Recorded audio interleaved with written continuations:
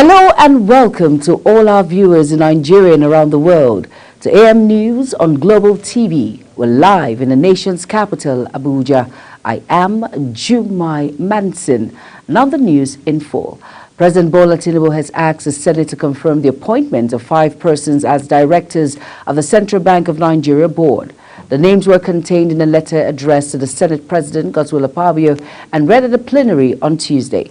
In the letter, the President urged the lawmakers to screen and confirm the nominations of 5 persons for appointment as CBN board directors. He said the names presented for confirmation were in compliance with the provision of Section 6, subsection 1b, and Section 10, subsection 1 and 2 of the CBN Establishment Act 2007.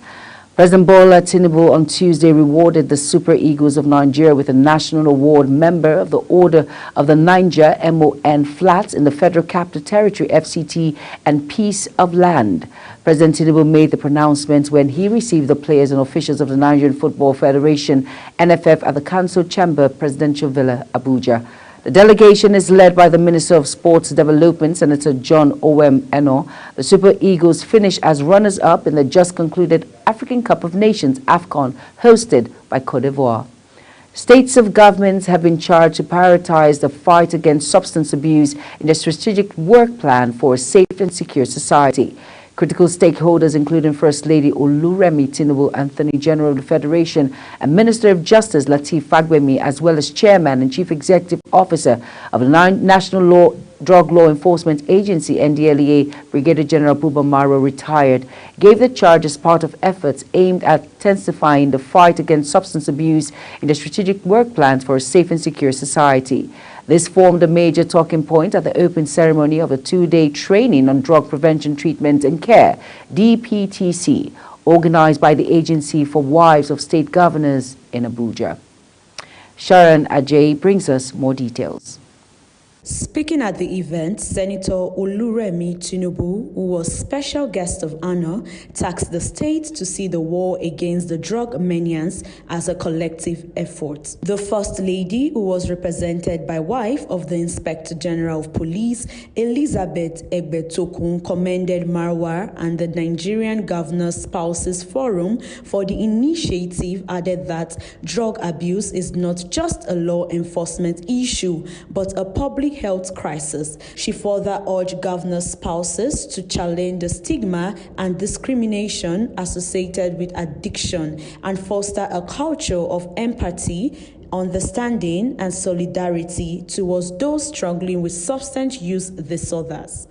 I commend the National Drug Law Enforcement Agency under the leadership of His Excellency Brigadier General Mohammed Buba Marwa, retired, CON-OFR, for organizing this vital training and for your ongoing efforts in combating drug abuse in Nigeria.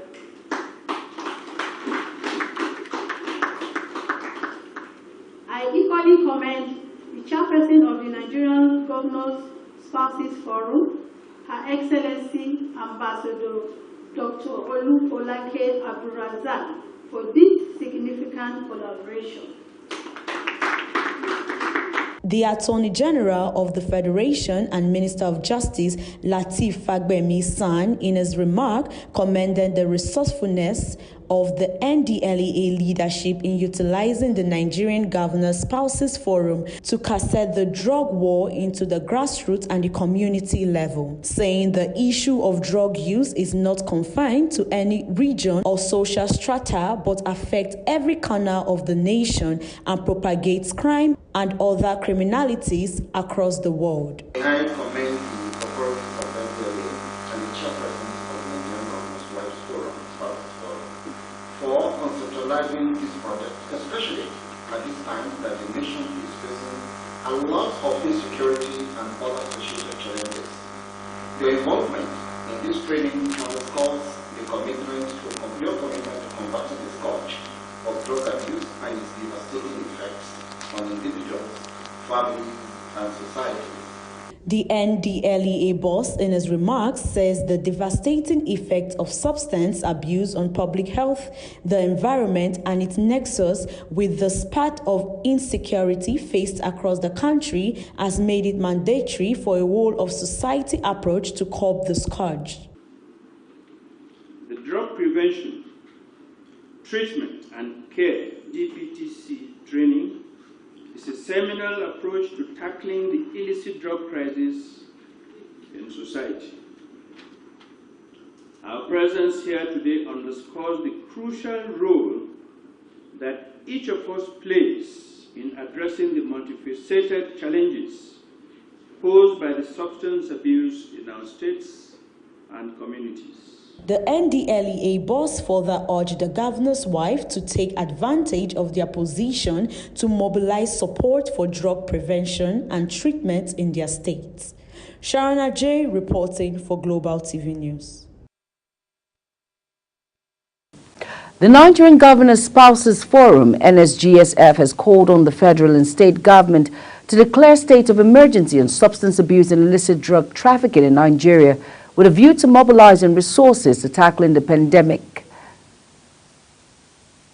The call was one of the resolutions in a communique signed by Chairperson of the Forum and First Lady of Kwara State, Ambassador Olufolake Abdulrazak, issued on Tuesday, 13 February 2024, at the end of a two-day drug prevention treatment and care DPTC training organized by the National Drug Law Enforcement Agency, NDLEA, for wives of state governors in Abuja, while acknowledging the urgent need to take control and rejuvigate the State Drug Control Committee, SGCC, for optimum functioning for the state that have one and encourage states that do not have to constitute one, to increase rehabilitation programs that focus on holistic recovery, addressing both physical and mental health of drug addiction as well as harm reduction. The governor's wife stressed the need for the federal government and state governors to declare state of emergency on illicit drugs use and trafficking pandemic with a view of mobilizing resources to tackling it. Olowo of Iwo Oba Ade Rashid Akim Akombi on Tuesday urged President Bola Tinubu to open the borders and allow food items to come into the country in a bid to solve the food crisis ravaging the country. Oba Akombi, in a statement obtained in Oshogbo on Tuesday, also suggested the importation of grains and building materials to create a competitive market and check inflation. Olowo believed that border opening for at least the next 6 months has become necessary to checkmate the alleged acts of saboteurs by local producers who are frustrating the economy. The monarch, who said the border with the Niger Republic should, however, remain shut, further alleged that saboteurs were happy with the turn of things in the country and urged the federal government to control the prices of grains and building materials, which can best be achieved by stopping the export of locally produced items and importation for a certain period. Over now to the National Assembly has called for the immediate empowerment of farmers with modern tools and financing to address the challenge of hunger and food insecurity. Deputy Speaker, House of Representatives, Honorable Benjamin Kalu, made the call in Abuja at a high-level strategic engagement on climate change, food systems, and resource mobilization. The event was organized by the African Union Development Agency, New Partnership for African Development, AUDA NEPAD. Kalu specifically called for urgent steps to address Nigeria's food security challenge and harness agricultural opportunities of the nation. Moving on now, a bill for an act seeking to amend the 1999 Constitution to change the educational qualification for elections into certain political offices has been stepped down by the leave of the House of Representatives. Standing in the name of Adewumi Ononuga, the proposed legislation aimed at pegging minimum qualification for elections into governorship, presidential, and other key elective offices in the country. Leading the debate during the plenary session, Ononuga, who represents Ikenna Salomi, Rano North Federal Constituency, Ogun State, argued that the Constitution of Nigeria in 1999 should be amended to make it compulsory for elective office holders to have a university degree or its equivalent, as against the current provision which allows a first school leaving certificate holder to vie for the highest office in the land. Still on, the House of Representatives has urged Inspector General of Police Kayode Egbetokun to immediately deploy an armored personnel carrier APC vehicle to Mopol 64 base in Obiaha, Idiato South local government area of Idiato North South Federal Constituency of Imo State. The lawmakers mandated its Committee on Police Affairs to ensure compliance and report back within 4 weeks for further legislative action. The resolutions followed the adoption of a motion sponsored by Honorable Ikenga Ugo-Chinere at the plenary. The lawmakers said the House was aware that Mopol 64 base located at Obiaha in Idiato South local government area of Idiato North South Federal Constituency serves as the operational base for the mobile police in the federal constituency and its environs. The federal government has pledged its commitment to expand the community radio as a tool to strengthen the nation's democracy. This was disclosed by the Minister of Information and National Orientation, Mohammed Idris, in a statement issued in commemoration of World Radio Day. World Radio Day is celebrated annually every February 13th. Idris stated that the theme for this year's celebration, Radio, a century informing, entertaining, and educating, reflects the remarkable achievements of radio as a means of communication and information for over 100 years. Despite the advent of social media, Idris also stated that owing to the radio's wide-reaching information dissemination, the government has initiated necessary reforms in the process of establishing community radio stations. The federal government has reiterated the importance of an efficient transport system to the Nigerian economy. The government said an efficient transportation system would be beneficial to agriculture and food security, marine and blue economy, tourism and industrialization, manufacturing and trade, national integration, among others. Minister of Transportation Said Akali said this at a two-day ministerial retreat on the signed performance bind for workers of the ministry in Abuja. The minister urged the permanent secretary to ensure that the directors and head of agencies of the ministry pass the outcome of the retreat to other officers who were not privileged to attend it. And now on, Borno State Governor Professor Babagana Zulum has distributed food items worth 225 million naira to over 70,000 vulnerable families in Bama local government area of the state. Speaking at the distribution ceremony, Zulum said the distribution of the foodstuffs in cash was to assist communities affected by insurgents and families struggling for livelihood. According to him, the gesture is also to prevent the victims from being recruited into insurgent groups. A total of 45,000 females received 5,000 naira cash prize and one wrapper each, while each household received 25,000 with a bag of rice and maize grain. The National President of the Defense and Police Officers' Wives Association, DIPOA, Ogogo Musa, has organized a visionary and planning workshop program for wives of military personnel to help them achieve their individual dreams. Represented by Helen Kenge, the DIPOA president says the empowerment workshop is aimed at helping them create balance and fulfillment for their lives as women, which will lead to the realization of their vision and aspiration. Kike Lomo Okere brings us more details. Personal vision is the process of creating a clear and compelling mental image of what the person wants to achieve or become in future. Speaking at the event in Abuja, President of the DIPOA says it is imperative for women to acknowledge the complex roles they shoulder as modest wife, professionals and caretakers of the home. According to her, women find themselves entangled in a way of responsibility where they pursue their own dreams that they may seem unachievable. According to her, it is against this backdrop that the workshop is organized to address the issue of lack of vision. Balancing the demands of work, family, and personal growth can often feel like an overwhelming task. We find ourselves entangled in a web of responsibilities where the pursuit of our own dreams may seem unachievable. It is important to note that within each of us lies so much untapped potentials. Today, we come together to awaken that potential, to shed light on the dreams and desires that have been dormant within us. She added that the importance of personal visioning is a foundation, direction, and inspiration which ignites passion and enthusiasm, noting that with focus on prioritization, resilience, and adaptability, dreams will be achieved. For many, the challenge is not in the lack of ambition or charity of purpose, but in articulating, actualizing those dreams. The magnitude of our responsibilities can cast a shadow over our aspirations, leaving us feeling overwhelmed and directionless. It is against this backdrop that the workshop was organized to address the issue of lack of visioning. It is expected of us to engage in meaningful discussion, reflective exercise, and actionable strategies aimed at empowering each of us to take decisive steps towards our goals. Kikelomo Okewi, Global Television News. Some hoodlums attacked officials of NAFDAC who were on enforcement operations against substandard drugs in Abuja. The officials were attacked by the hoodlums during a raid at Area 1 Motor Park. The hoodlums harassed the enforcement officers, including mobile policemen, and stoned the agency's vehicle, breaking its windscreen.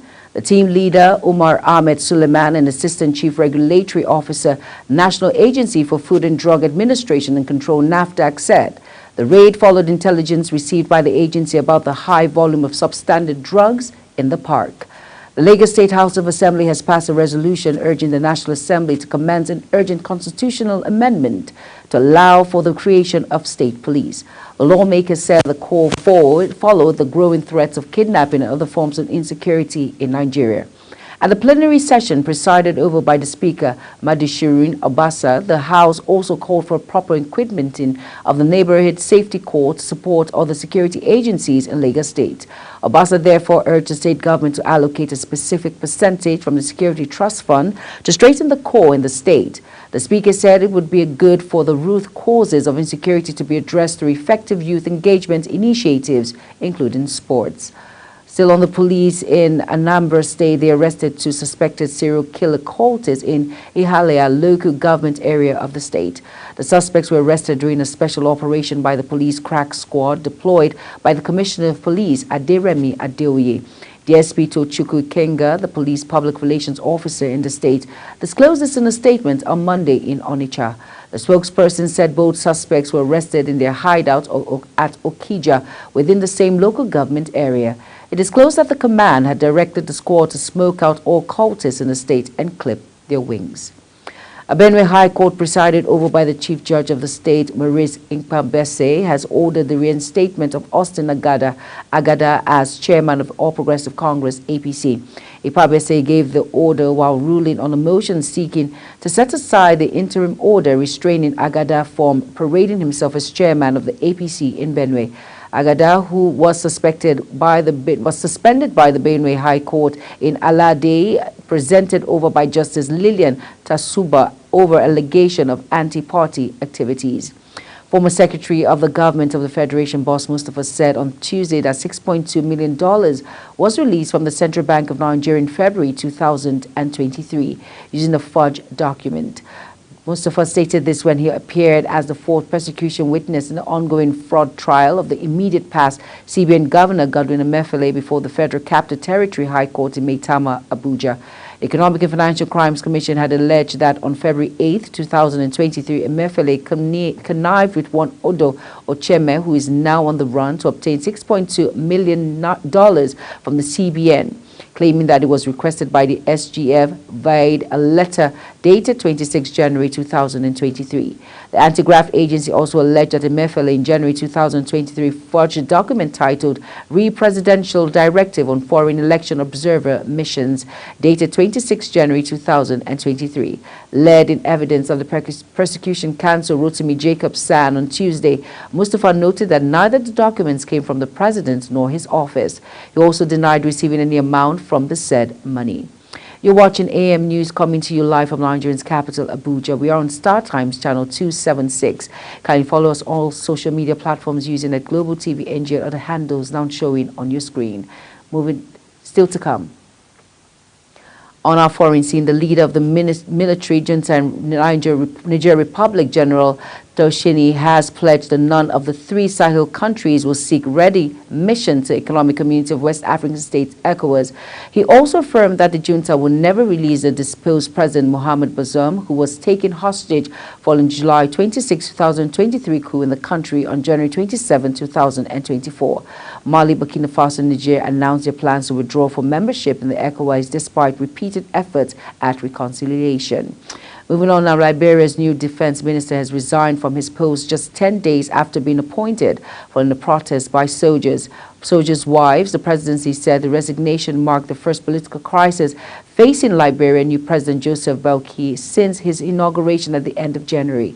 The presidency said in a statement that Boakai has received and accepted a letter of resignation from the recently confirmed Minister of National Defense, Prince Johnson. In his resignation letter, Johnson cited the current political and civil disturbance occasioned by the protests of women believed to be wives of servicemen. Still on the news now, Israel's spy chief was headed to Cairo Tuesday for talks with his Egyptian and United States counterparts on Gaza truce proposal as discord mounts over the war. Mr. Director David Bernier will meet CIA Chief Williams Burns, Israeli officer said, speaking on conditions of anonymity due to sensitivity of the discussion. They'll be joined in the Egyptian capital by Qatari Prime Minister Mohammed bin Abdulrahman Al Thani, who also serves as the country's top diplomat and has barred previous Gaza ceasefires. Washington sources familiar with the developments confirmed Monday that Burns is expected in Cairo for talks in a Qatari brokered truce proposal after Israel rejected the initial response last week from Gaza rules Hamas. A quick look at business. The Naira fell to a new all-time low of 1,534 Naira to a dollar on the official Nigeria Autonomous Foreign Exchange Market. This indicates a loss of 3.93% fall of 58 Naira from 1,476.13 Naira to a dollar. The national currency closed last week Friday according to FMDQ Exchange, a platform that publishes official foreign exchange trading in the country. Monday's official rate became the worst of official exchange rates since the Central Bank of Nigeria flouted the national currency in June 2023. The United Kingdom and Nigeria have signed a partnership agreement to promote trade and investment and open new prospects for both countries. The United Kingdom Minister of Business and Trade Kemi Badenoch signed an enhanced trade and investment partnership agreement alongside her Nigerian counterpart, Nigerian Trade Minister Doris Uzoka Anete, on Tuesday in Abuja. This was contained in a statement made available by senior press and public affairs officers and comms leads. Prosperity and Economic Development British High Commission in Lagos, Indimaka Eze, on Tuesday. The ETIP is the first in the UK has signed with an African country and is designed to grow the UK and Nigerians already thriving trade and relationship, with totaled 7 billion euros in a year to September 2023, according to the statement. Still on the news, power distribution companies that are performing below stipulated standards in Nigeria electricity supply industry are going to lose 50% of their operating expenditure. The federal government declared it made the declaration through the Nigerian Electricity Regulatory Commission at the first NESE stakeholders meeting of 2024 in Lagos, stressing that the individual performances of the DISCOs shall be examined on a case-by-case basis going forward. Officially, Nigeria has 11 power distribution companies that supply electricity to over 12 million registered power users across the country. And now, still on the news, maritime workers have warned of a potential nationwide strike if the federal government continues with the proposed 50% automatic deduction from revenue accrued to the Nigerian Ports Authority, NPA. They made the threat in a statement jointly issued by the Senior Staff Association of Statutory Corporations and Government-Owned Companies and the Maritime Workers Union of Nigeria in Lagos. In a statement signed by the two unions, presidents of the Senior Staff Association of Statutory Corporation and Government-Owned Companies, Akinola Badude, and President General of the Maritime Workers Union of Nigeria, Adewale Adeyonju, they stated that they had written a letter to the president regarding development. The unions warned that the failure to rescind the decision would lead to workers' withdrawal and total shutdown of ports nationwide. Both unions insisted on a 30% deduction from NPA's revenue instead of 50%. And moving on in the news, in the meantime, thousands of jubilant fans creamed the streets of Abidjan for Ivory Coast's victory parade over the host remarkable African Cup of Nations triumph the night before. Just as 2015 of their last African triumph, the Elephant roamed the streets of the country's economic capital. Sebastian Haller, who scored the decisive goal of Sunday 2-1 final win over Nigeria, and the rest of the squad were pinched at a struck fitted at the occasions of the three-sign mark in Ivorians' third title. And that is it on AM News, and it's coming to you live in the nation's capital. Thank you for being part of the news. Have a great day. Good morning.